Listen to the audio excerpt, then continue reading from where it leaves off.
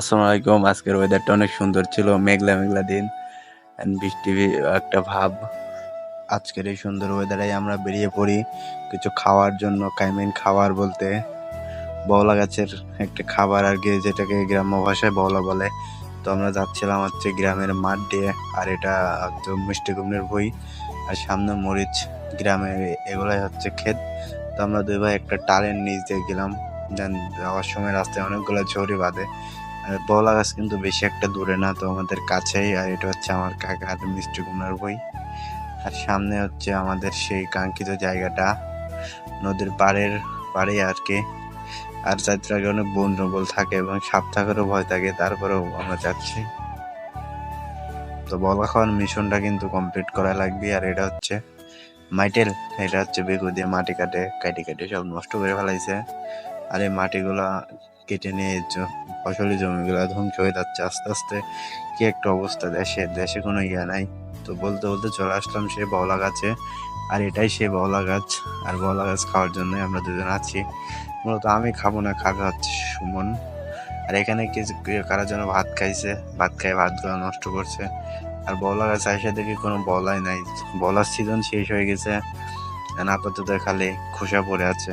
তো যাই হোক, বওলা গাছ শেষ করে বওলা গাছের কিনার দিয়ে নামতেছি নদীর পার যাওয়ার জন্য। দেন পানি বেশি লাগছে, অনেক গরম। নদীতে নাকি নতুন পানি আসছে, বর্ষার পানি। তো সেই পানিটাই দেখতে যাওয়া। আর যেদিন দিয়ে নামতেছি ভাই, অনেক উঁচু। ক্যামেরাতে হয়তো দেখে বোঝা যাচ্ছে না, কিন্তু বাস্তবে অনেক নিচে আর উঁচু জায়গা। তারপরও এখান দিয়ে রাস্তা, মানুষজন যায় এখান দিয়ে। তো আমরা নেমে গেলাম, নেমে সোজা নদীর পাড়ে দিয়ে হাঁটা ধরতেছি। দেখতেছি যে এখানে কতগুলো মাটি কাটছে। আর এখান থেকে ওয়েদারটা কিন্তু অনেক সুন্দর লাগতেছিল। তো তারপরে সেটাও দেখালাম। তারপরে বলতে বলতে চলে আসলাম নদীর একদম পাড়েই। তখন কিন্তু নদীর একদম রাস্তার সাইডে দাঁড়িয়ে রয়েছে।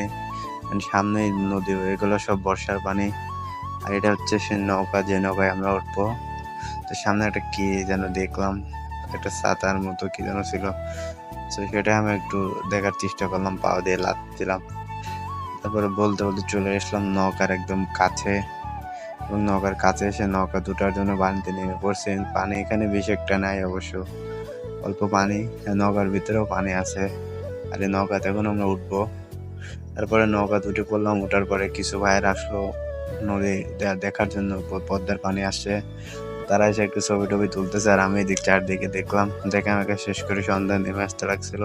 দেন তারপরে আমি আর আমার সুমন বাসার দিকে চলে আসলাম। এখন কিন্তু বেড়াতে একদমই নেই, যার কারণে ঘরে চলে আসলাম।